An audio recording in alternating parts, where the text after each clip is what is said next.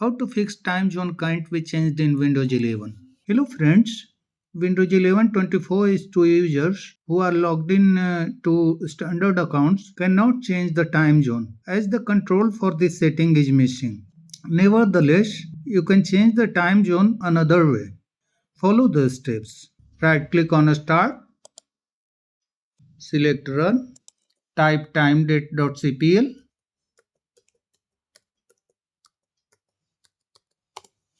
click on OK. On the date and time window, click on Change Time Zone. Click on this drop down located under the time zone.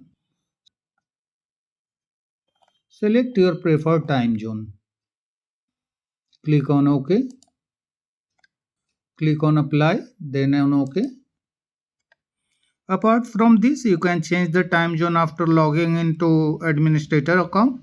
Keep in mind that only local users are unable to change time zone. That's all friends. Thanks for watching the video.